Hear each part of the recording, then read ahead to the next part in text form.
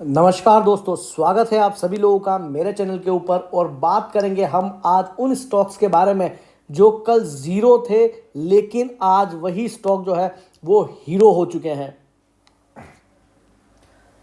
मतलब कि वो स्टॉक जो कल 10 से 15% गिरे थे और जिन्हें हमने कल कंसीडर किया था कि आप खरीदारी कर सकते हैं इन स्टॉक्स के अंदर, इस गिरावट का फायदा उठा सकते हैं, और आज के दिन वहां पर हमें जबरदस्त रिकवरी देखने को मिली है।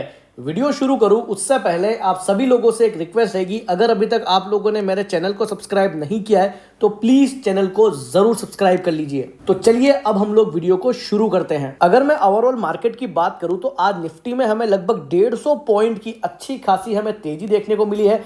कल के दिन हमें लगभग 400 पॉइंट के आसपास की गिरावट देखने को मिली और आज के दिन लगभग 150 पॉइंट के आसपास की बढ़त हमें देखने को मिली। तो इससे तो एक ओवरऑल आइडिया हमें लगी गया कि आज मार्केट के अंदर हमें अगेन तेजी देखने को मिली है।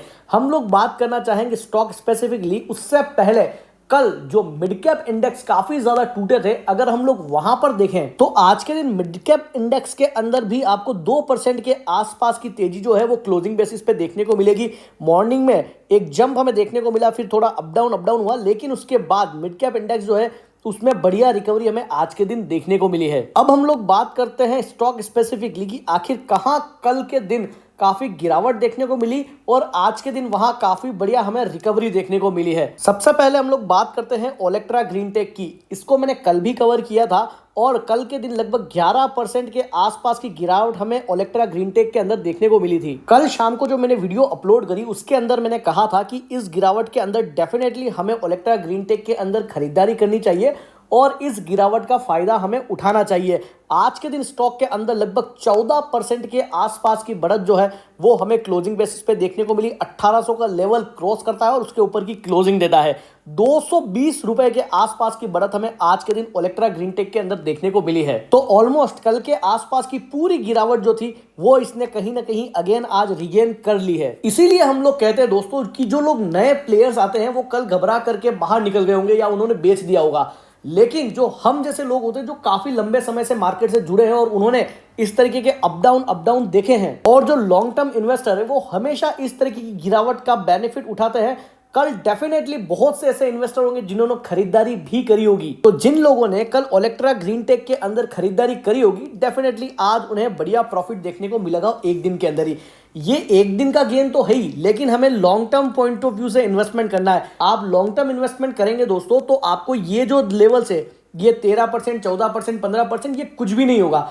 आने वाले समय में आप देखिएगा बहुत बढ़िया लेवल आपको यही कंपनी के अंदर देखने को मिलेंगे। तो मेरी उन तमाम वेब सीरीज देखकर हर्षद मेहता बने इन्वेस्टर से रिक्वेस्ट है कि प्लीज आप अगर आपको करना है तो सीरियसली इन्वेस्टमेंट करिए और हल्की फुल्की गिरावट से डरने की जरूरत नहीं है। आप कंपनी अच्छी सेलेक्ट करिए और फिर लॉन्ग टर्म के लिए पैसा लगाइए। अगला स्टॉक है यस बैंक। कल के दिन लगभग 11% के आसपास की गिरावट और आज के दिन भी अगेन 11% के आसपास का गेन। तो कल की जो गिरावट थी आज यस बैंक कहीं ना कहीं उसे रीगेन करता हुआ दिखाई दिया। आप सुबह से देखिए लगातार स्टॉक के अंदर आपको खरीदारी देखने को मिली और कल की जो गिरावट थी वो लगभग ऑलमोस्ट नलीफाई हो चुकी है। कल के दिन वो तमाम स्टॉक जिनके अंदर कुछ समय से अच्छी खासी हमें रैली देखने को मिल रही थी, उन तमाम स्टॉक्स के अंदर लगभग आप कह सकते हो कि 10 से 15% के आसपास की गिरावट हमें देखने को मिली थी। आरवीएनएल के अंदर भी कल काफी तगड़ी गिरावट हमें देखने को मिली थी। कल के दिन आरवीएनएल के अंदर भी लगभग 10% के आसपास की गिरावट हमें देखने को मिली और आज के दिन अगेन आप देख सकते हैं लगभग 9.5% के आसपास की रिकवरी जो है वो हमें आरवीएनएल के अंदर देखने को मिली है। आज की इस वीडियो का जो मेरा ऑब्जेक्ट है दोस्तों ये वही है कि अगर आप लोगों ने बढ़िया शेयर्स के अंदर इन्वेस्टमेंट किया होगा तो डेफिनेटली जब रिकवरी आएगी तब डेफिनेटली उन स्टॉक्स के अंदर सबसे पहले रिकवरी आएगी जो बढ़िया कैटेगरी के हैं। और वैसा ही कुछ एग्जांपल हमें आज के दिन देखने को मिला। कल के तमाम 10% के डाउन स्टॉक जो बढ़िया कैटेगरी के थे और 10-10, 12-12% डाउन थे, आज वो तमाम स्टॉक उसी तरीके की परसेंटेज के साथ रिकवर होते हुए हमें दिखाई दिए हैं। अगला स्टॉक है IRFC। कल के दिन लगभग 12 से 13% के आसपास की गिरावट हमें इस स्टॉक के अंदर देखने को मिली और आज के दिन लगभग 13.25% के आसपास की बढ़त जो है वो हमें IRFC के अंदर देखने को मिली है। कल के दिन भी हम लोगों ने IRFC को कवर किया था और आप लोगों को कहा था कि कंपनी बहुत शानदार है और आप लोगों को बिल्कुल भी घबराने की जरूरत नहीं है। अगर आप लोगों ने कहीं ऊपर खरीदा हुआ है तो डेफिनेटली आप एवरेजिंग कर सकते हैं। आप चाहे तो इस लेवल पे एंट्री लगा सकते हैं। तो कल भी हम लोगों ने इसे कवर किया था और आप लोगों को यही राय दी थी कि अगर कहीं भी मार्केट में इतना जबरदस्त करेक्शन आता है, डेफिनेटली आप लोगों को खरीदारी करनी चाहिए और उस पर्टिकुलर गिरावट का हमें फायदा उठाना चाहिए। अगला स्टॉक है डिक्सन टेक्नोलॉजीज। कल लगभग 4.5% के आसपास की गिरावट और आज के दिन लगभग 3.5% के आसपास का जंप डिक्सन टेक्नोलॉजीज के अंदर हमें देखने को मिला है। कंपनी काफी बढ़िया थी, लंबे समय तक इसने दौड़ लगाई और कल जब मार्केट अच्छा खासा करेक्ट हुआ तो उसमें डिक्सन टेक्नोलॉजीज ने भी बराबर पार्टिसिपेट किया। 5% के आसपास की गिरावट हमें कल के दिन देखने को मिली और आज के दिन अगेन हमें लगभग 3.5% के आसपास का गेन देखने को मिला। ये वो तमाम कंपनियां हैं जो मैं आपको बता रहा हूं जहां पर हर गिरावट पे आप खरीदारी कर सकते हैं और लॉन्ग टर्म के लिए आप बने रह सकते हैं। जिस तरीके से इंडिया की ग्रोथ देखने को मिलेगी उसी तरीके की ग्रोथ हमें इन कंपनियों की भी देखने को मिलेगी। कमेंट करके जरूर बताइएगा दोस्तों कि कल की गिरावट के अंदर आपने कहां कहां खरीदारी करी है। अगला स्टॉक है इरकॉन इंटरनेशनल लिमिटेड। आज के दिन 12-12.5% के आसपास की बढ़त जो है हमें इरकॉन इंटरनेशनल के अंदर देखने को मिली। प्रमोटर जो है वो लगभग 75% के आसपास की होल्डिंग रखते हैं इस कंपनी के अंदर और कल के दिन इसमें भी लगभग 13% के आसपास की गिरावट हमें देखने को मिली थी। तो कल की जो गिरावट थी वो लगभग ऑलमोस्ट इसने रीगेन कर ली है और मुझे लगता है कि लॉन्ग टर्म के अंदर अगर आप इस पर्टिकुलर कंपनी में निवेश करते हैं तो डेफिनेटली आपको लॉन्ग टर्म में बढ़िया गेन होते हुए दिखाई देंगे। अगली कंपनी है IRCTC। 1000 रुपए का लेवल जो है वो अगेन ये कंपनी टच करेगी आने वाले समय के अंदर। आपको अगर मैं सीरियस नोट पे कहूं तो डेफिनेटली कल की गिरावट के अंदर मैंने खुद ने भी IRFC परचेज किया है, सॉरी IRCTC परचेज किया है। 900 रुपए का जो लेवल है वो इस कंपनी के लिए काफी बढ़िया लेवल है। यहां पर आप डेफिनेटली खरीदारी कर सकते हैं और जहां भी गिरावट आती है डेफिनेटली आप इस कंपनी के अंदर खरीदारी कर सकते हैं। आने वाले समय के अंदर ये इस पर्टिकुलर लेवल के ऊपर आपको जरूर दिखेगी। अगली कंपनी है BLS इंटरनेशनल सर्विसेज लिमिटेड। कल के दिन इस कंपनी में भी काफी तगड़ी गिरावट हमें देखने को मिली। मैंने कल भी इस स्टॉक को कवर किया था और आप लोगों को कहा था कि बढ़िया कंपनी है। कंपनी जो है CSC सेंटर्स वगैरह चलाती है।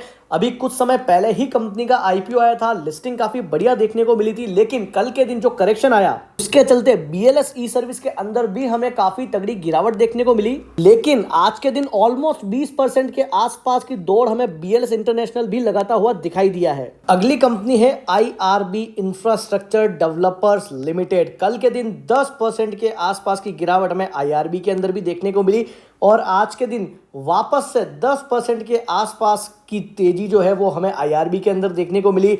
10% का अपर सर्किट जो है वो इस कंपनी में लगते हुए दिखाई दिया है। कंपनी जो है वो इंफ्रास्ट्रक्चर बिजनेस के अंदर है। तो कल की गिरावट के अंदर लगभग 10% के आसपास की गिरावट और आज के दिन अगेन 10% का अपर सर्किट जो है वो हमें इस कंपनी के अंदर लगते हुए दिखाई दिया है। अगला स्टॉक है सूर्योदय स्मॉल फाइनेंस बैंक। IPO तो काफी ऊपर की प्राइस पे था, लगभग इसका था कट ऑफ प्राइस उस समय 305 रुपए का और लगभग ये लिस्ट हुआ था 294 रुपीज का। वहां से लगातार स्टॉक जो है सिर्फ डाउन ट्रेंड ही दिखा रहा है। काफी नीचे के लेवल आते हैं, 100 रुपए के भी नीचे ट्रेड करता हुआ सूर्योदय स्मॉल फाइनेंस हमें देखने को मिला था। उसके बाद स्टॉक में हल्की फुल्की रिकवरी देखने को मिली। 200 रुपए के आसपास ये जाता है लेकिन ऊपरी लेवल से अगेन स्टॉक के अंदर हमने प्रॉफिट बुकिंग देखने को मिलती है। कल के दिन भी स्टॉक में गिरावट देखने को मिली लेकिन आज के दिन लगभग 14% के आसपास की तेजी आज हमें सूर्योदय स्मॉल फाइनेंस के अंदर देखने को मिली है। काफी छोटी कंपनी है, सिर्फ 1800 करोड़ के आसपास की टोटल मार्केट कैपिटल है और अगर आप देखेंगे तो काफी लंबे समय से अंडर परफॉर्म रहा है सूर्योदय स्मॉल फाइनेंस बैंक। लेकिन आज के दिन काफी बढ़िया तेजी जो है वो इस स्टॉक ने भी दिखाई है। तो ये थे कुछ स्टॉक्स जिन्होंने कल काफी बुरा परफॉर्म किया था और काफी बड़ी गिरावट जो है वो हमें कल के दिन देखने को मिली, लेकिन कुछ न कुछ रिकवरी, बेहतरीन रिकवरी हमें आज के दिन अगेन स्टॉक के अंदर देखने को मिली। और आज जो मैंने ये वीडियो बनाई है इससे आप लोगों को क्या सीखने को मिला होगा? आप लोगों को यही सीखने को मिला होगा कि जो बढ़िया कंपनी होगी अगर वहां कहीं भी गिरावट आती है तो डेफिनेटली हमें वहां पर निवेश करना चाहिए और अगर हमारा लॉन्ग टर्म ओरिजिन है तो हमें इस तरीके की 1 दिन 2 दिन की गिरावट से घबराना नहीं चाहिए। तो ये थे कुछ स्टॉक्स जो मुझे लगा आप लोगों के बीच रखने चाहिए। अगर आप लोगों ने कल की गिरावट के अंदर इनमें से किसी स्टॉक को बाय किया हो तो डेफिनेटली आप कमेंट करके बताइएगा दोस्तों कि आपने कौन सा स्टॉक कहां पर बाय किया, किस लेवल के ऊपर बाय किया है। तो अगर आप लोगों को वीडियो अच्छी लगी हो तो वीडियो को जरूर लाइक करें और चैनल को जरूर सब्सक्राइब करें। Thank you.